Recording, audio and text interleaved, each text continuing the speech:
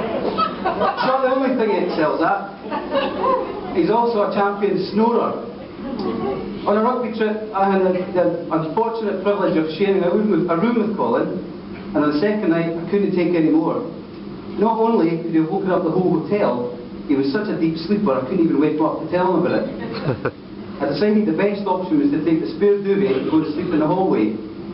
But an hour and a half later, I got chased away by the porter for making the hotel look untidy, and he even had the cheek to say that Colin's snoring was my problem. And I don't know why you're laughing. Apparently you've got some bedroom habits too that are worth mentioning. Before they plumped for getting married here, Colin considered a church wedding, but Lenny wasn't too keen on that idea. So it was too much rigmarole involved. Colin managed to convince her that it was dead straightforward. All she had to do was walk up the aisle, stop at the altar, sing a hymn to celebrate the marriage. Anyone says something to you, I do's the answer. She committed it to memory. However, a few weeks later, Colin woke up in the middle of the night to be confronted with, I'll alter him. I'll alter him. And that was the end of the church wedding. We Scots are all extremely proud. And again, Colin's no exception. On holiday one year in France, was a group of us went away. It was absolutely scorching hot, and so we all helped each other out by putting suntan lotion on. Colin, too proud, decides he'll do it himself. He ended up with the most fantastic suntan, red and brown stripes over the shoulders, red and brown stripes up the back, a big red band round the middle. Whether he's still got that pride, I have no idea. Now, the Scots are also known for our drunkenness, and Colin likes a drink. You may not know this, but he also loves a chunder. A chunder, he loves to be sick, but he doesn't want that to ruin his night out, so he does something special to make sure it doesn't. I have no doubt that Colin has probably got in his pocket just now a very special cravat.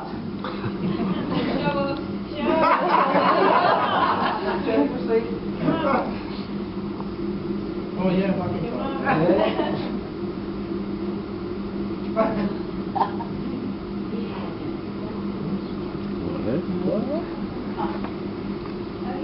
Perhaps you'll show us how this works, Colin. I first saw this demonstrated in 1986 when we went to Mallorca, after we spent the evening being plied full of red wine. Tesco bag. Got the better of Colin.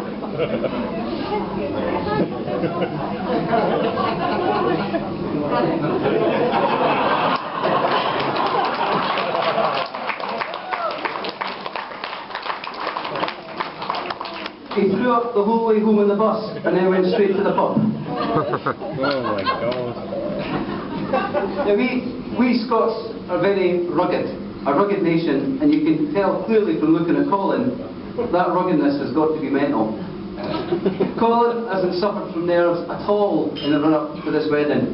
I've been in touch with him regularly, asking if he's been feeling nervous, and it couldn't come quick enough. He's been absolutely desperate to get married, and there's been no sign of nerves. That was until 3:30 this morning. He came knocking on my door. 3:30 in the morning, someone knocks on my door, they usually get a slap. Colin was extremely lucky, however, that I was still up practicing my bagpipes. I was feeling nervous, and they're the only things that I find therapeutic in that occasion. There's one other thing that we Scots are renowned for worldwide, that's probably our most famous characteristic, and that is that we're tight.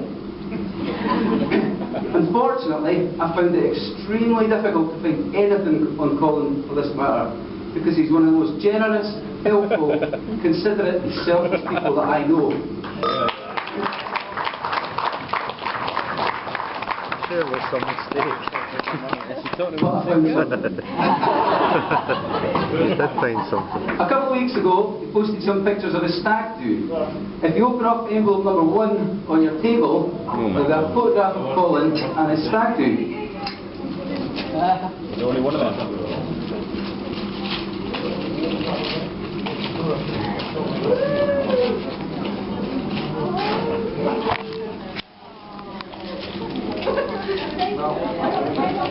Cheers. It's kind of normal. There's nothing spectacular about that photograph on its own. No. Bear in mind that was taken in September 2011. If you open up envelope number 2, there'll be another picture of Colin on holiday. No batteries running out. Oh, you better switch on. I'll be finished. This photograph was taken on holiday in June 2002.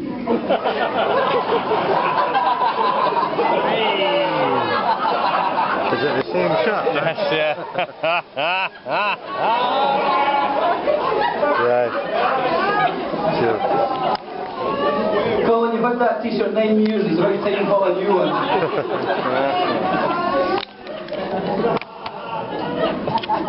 I've now got a couple of messages I'd like to read out. We've got a card here that says, to Colin and Lenore, all the best on your wedding day, wishing you all the best for your future. Sorry we won't be there, but we will be thinking about you. Love and best wishes, Uncle James, Aunt Janet's and family. As we're in the 21st century, I was also sent a couple of text messages because folk couldn't be bothered sending a card. This is from Pam and Alan, some of Colin's friends from the Scottish borders, and it's worth saying before I read this out, they're a bit mad. I have to remind you both never to trust animals with sneaky eyes, and never let your dong dangle in the dust. That's their recipe for a successful marriage. That and keeping your bowels regular. Rodney from Edinburgh texted me and he said, all the best Colin and Lenore, wishing you a long and happy life together. Sorry I'm not able to celebrate this special day with you.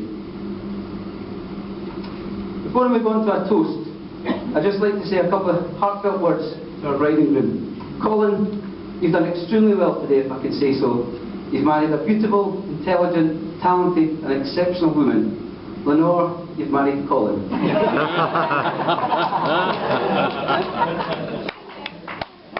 Finally, can I just say, from me, may your glasses be ever full, may the roof of your heads remain strong, and may you get to heaven half an hour before the devil knows you're deep. Ladies and gentlemen, please join me in a toast, Colin and Lenore. Colin and Lenore.